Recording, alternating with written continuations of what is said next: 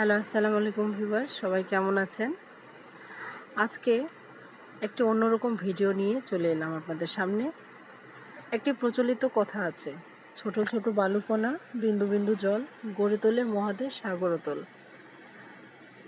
আসলে একটি স্বপ্নের মতো বাড়ি তৈরি করতে কত শ্রম, কত অর্থ, কত পরিশ্রমের একটা ব্যাপার আছে। আপনারা দেখতেই পাচ্ছেন এখানে ভাইয়েরা কাজ করতেছে। একটা বাড়ি বানাতে কত না মানুষের প্রয়োজন হয়, কত ইট পাথর সিমেন্ট রড অনেক কিছুরই প্রয়োজন লাগে, তারপরে একটি মনের মতো বাড়ি হয়। কিন্তু একবারও কি আমরা ভেবে দেখেছি যে এই বাড়িটির পিছনে তারা কতটা শ্রম দেয়? শুধু আমরা টাকাটাকেই মূল্যায়ন করি যে না, আমরা তো টাকা দিচ্ছি, তারা বাড়ি তৈরি করে দিচ্ছে। টাকা তো দিচ্ছেন ঠিক আছে, কিন্তু তাদের যে শ্রমটা, আমরা এটা কখনো ঋণ শোধ করতে পারবো না। এই যে একটা দালান দেখতেছেন, এই দালানটা কিন্তু একদিনে হয়নি, অনেক কষ্টের মাধ্যমে তারা তৈরি করেছে, অনেক শ্রমও গেছে।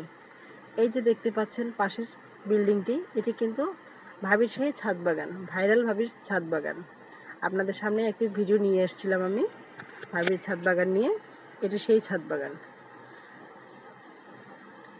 বাড়ি ঘর সুন্দর সাজানো গোছানো সবারই স্বপ্ন থাকে, কিন্তু সেই স্বপ্ন বাস্তবায়ন করতে গেলে কতটা যে কষ্ট হয় তার নিজের চোখে বা না করলে কেউ জানতে পারবে না। এই বাড়িটি মূলত পাশের বাড়ির একটি ভাবি তৈরি করতেছে। ভাবি প্রায় বলে তার স্বপ্ন নাকি অনেক দিনের,